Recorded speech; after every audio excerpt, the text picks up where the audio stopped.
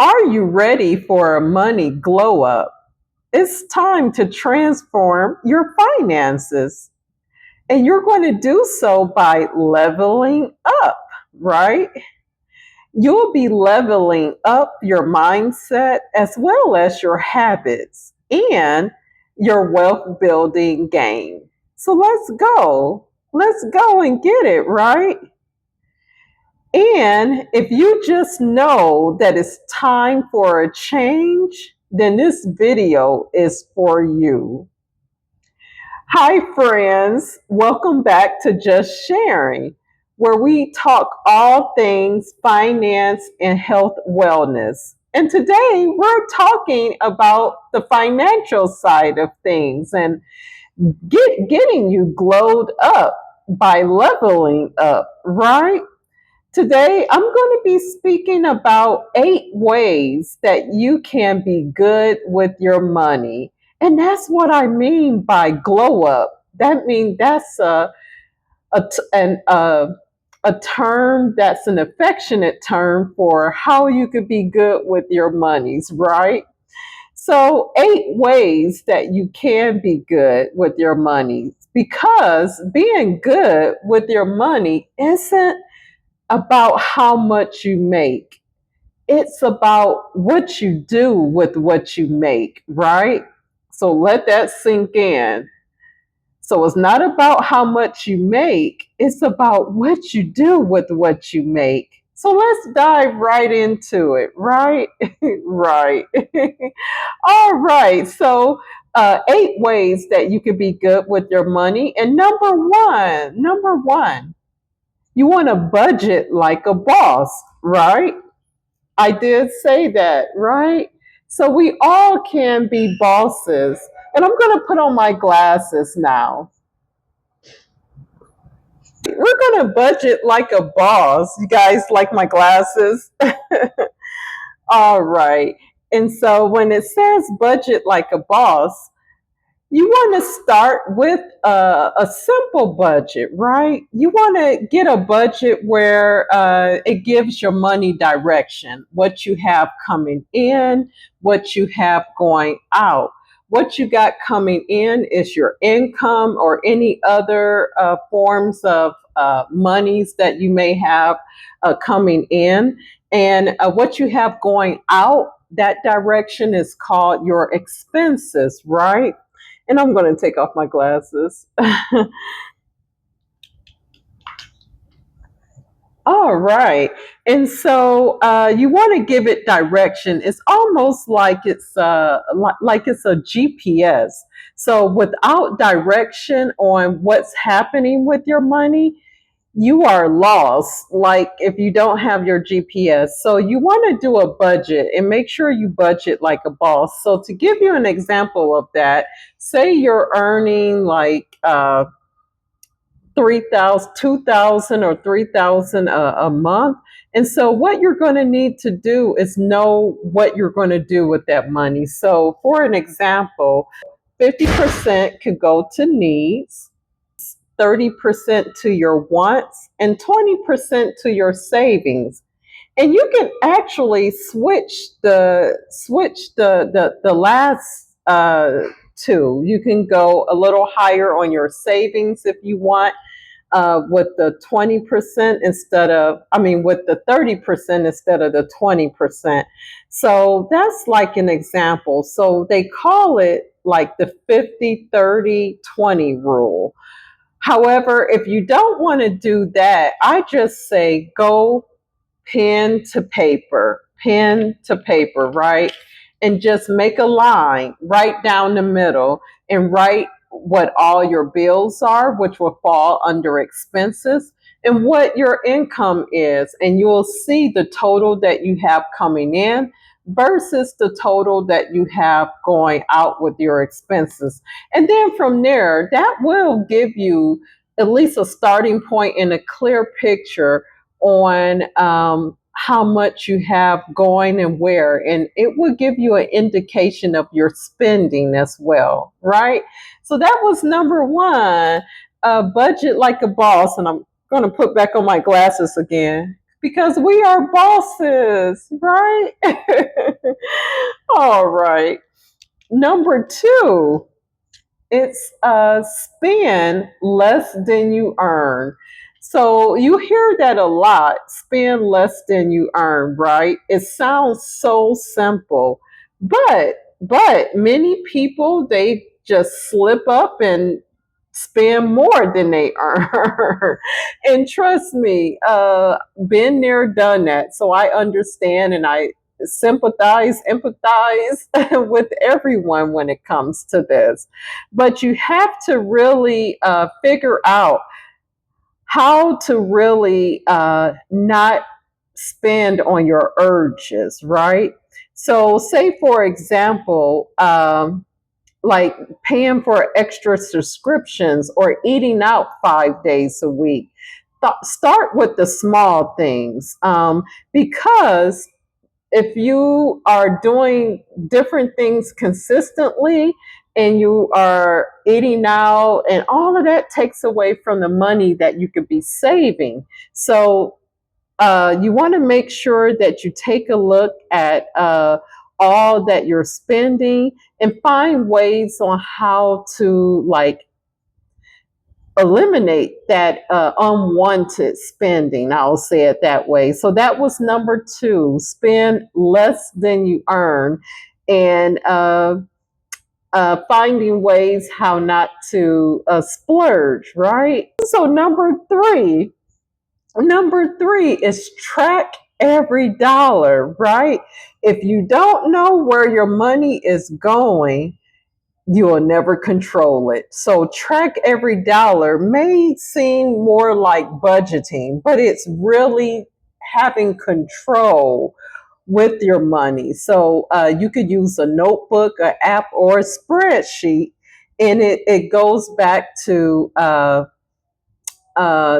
budgeting, like keeping track of your spending so that you don't overspend by accident. So for me, the difference between tracking every dollar and doing a budget, with doing a budget, you will figure out what are your needs and what are your wants. And then with tracking your money, that's actually putting it pen and paper and making yourself accountable, right?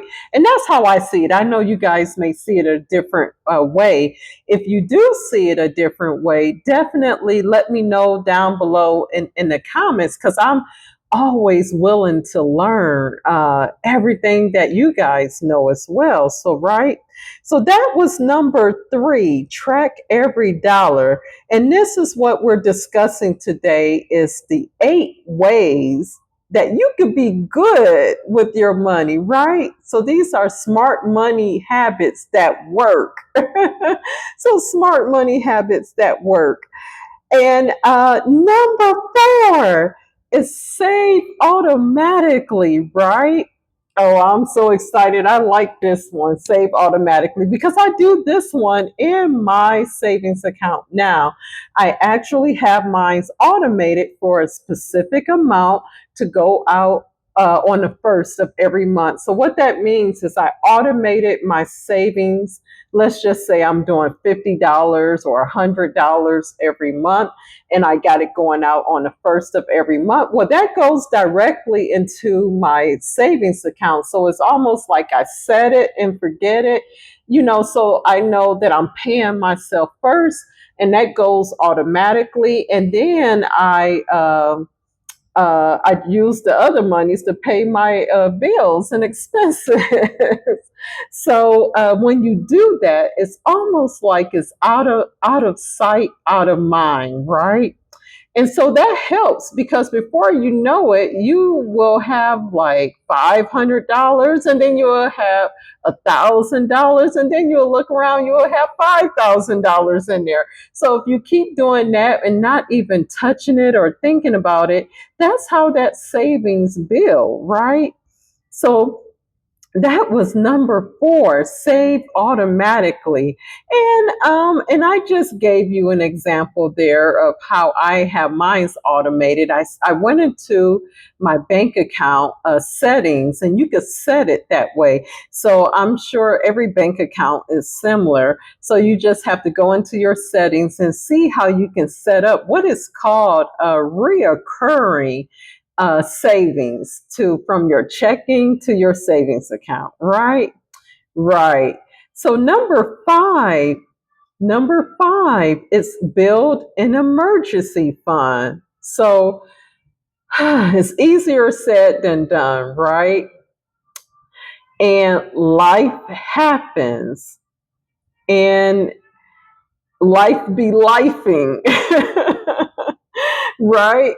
So anything can happen, like a flat tire or something with your car. Your car just have a need for major repairs.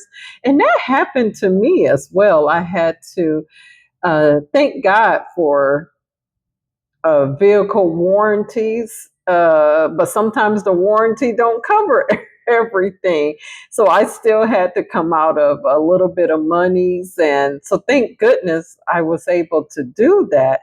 But you want to make sure you have an emergency fund because you just never know in terms of a job loss or medical bill. Those are typically um,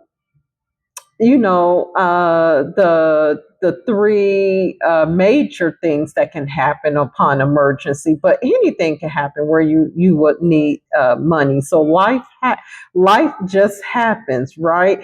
And so you want to be prepared and have that money there.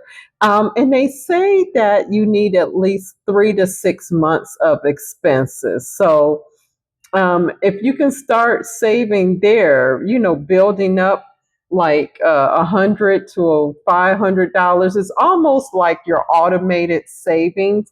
And so you see how these tips, they kind of pair together. So this one, building an emergency fund, pairs with your savings because your savings will end up connecting and being your emergency fund. So keep that in mind. But when your money expands, then you can have two separate accounts, one for your savings and one for your emergency fund, right?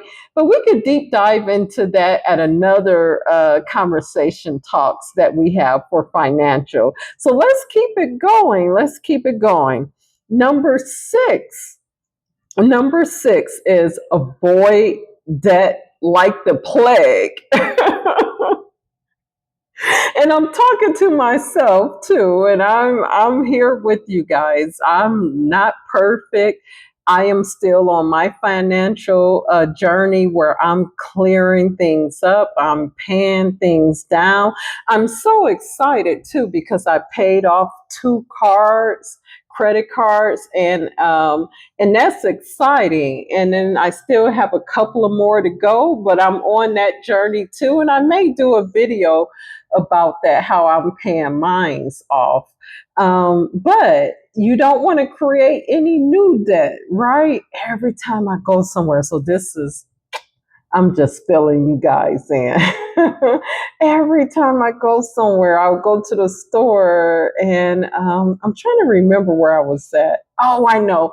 I was at my other favorite store, Ulta, where I go get my girl lotions and potions and perfume sprays and my little lipstick stuff.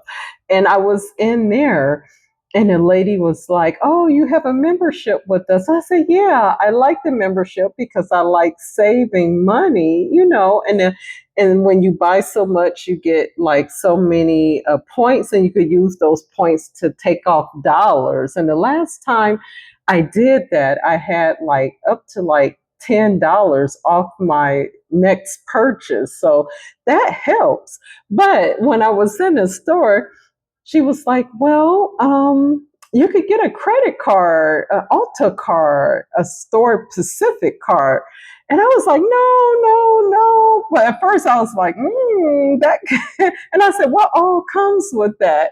But then I have to pull myself back. And I said, no, no, no, no new, keep out of debt. So no new credit cards, like no new friends, no new credit cards. So you want to avoid debt like it's the plague. Just run and run. So keep in mind that debt keeps you from building wealth, right? And that's the most important thing. Debt keeps you from building wealth. If you use your credit cards, pay the balance in full if you're able to do that.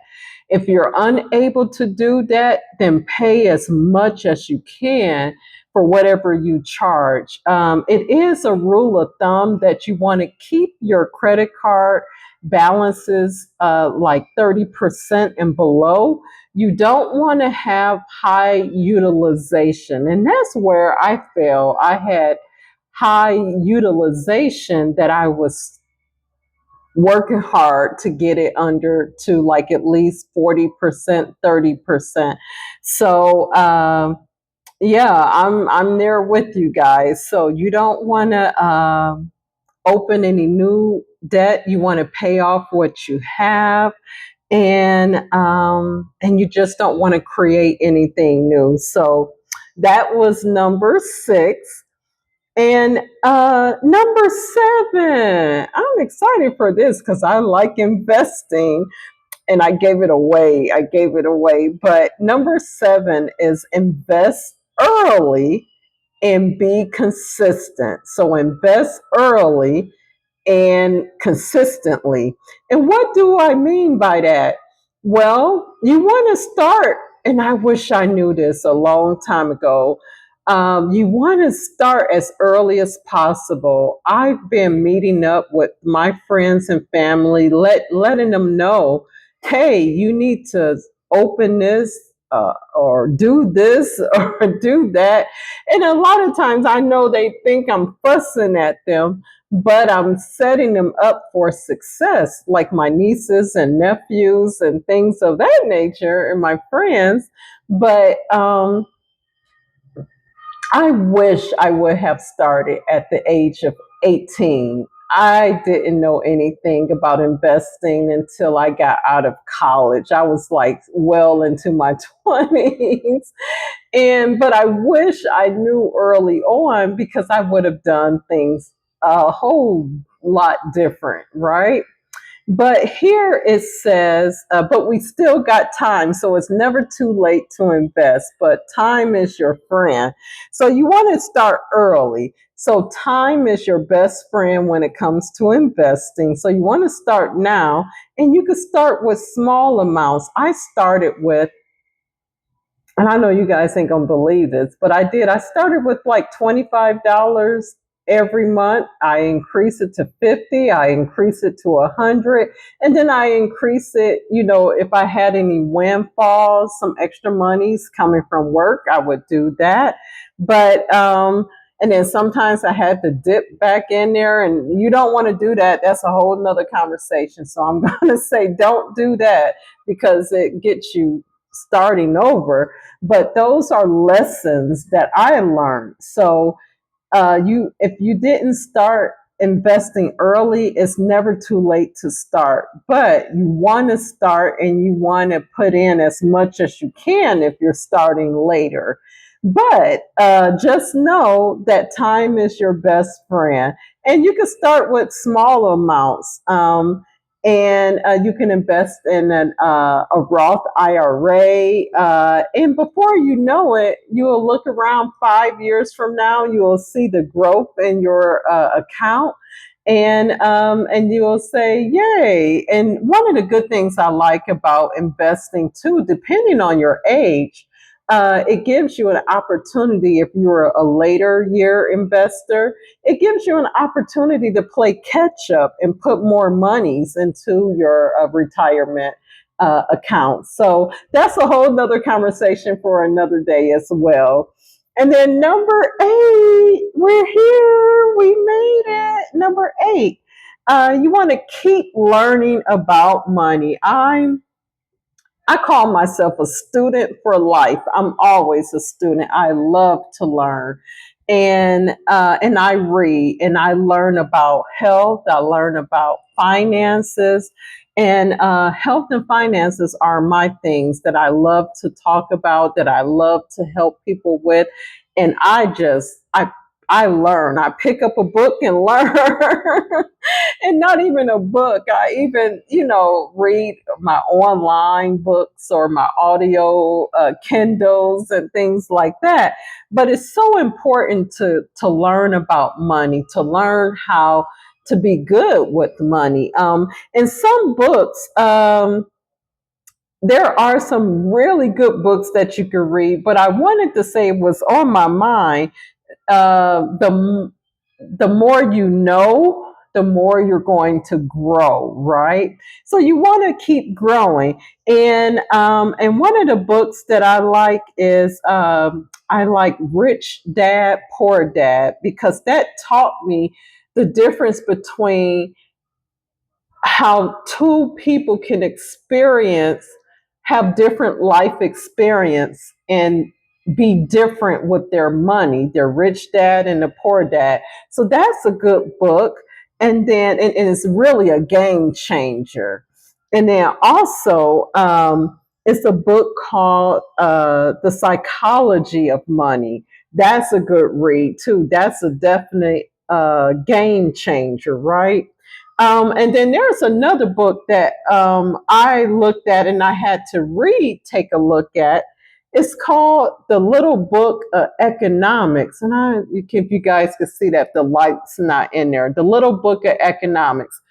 I had to like deep dive and take a look at this again, because with what we're going through in the economy today, this book just shed light on how important it is to understand inflation, deflation, and different economic topics that way. So, if you are wanting something that's easy to understand and that keeps you interested, then this book is it to learn about the economy and what's happening, and how the economy works in the real world. So that's one of the books I was looking in. Um, and I'll include this information on my site too. So if you want to go on Amazon and get it, and then also The Simple Path to Wealth. I have a link to this book on my website as well. This is another good one, and it kind of gives you a roadmap to financial independence and how to uh, just look at investing. It gives you like that overview there. So you could find this link on my website at www.andwellnesstalks.com. So definitely keep learning, never stop learning. The more you know, the more you grow. And then lastly, man, this was just exciting talking about the 8 ways that you could be good with money. Again, the 8 ways that you could be good with money. And so there you have it. Now, just remember that it's not about being perfect, right?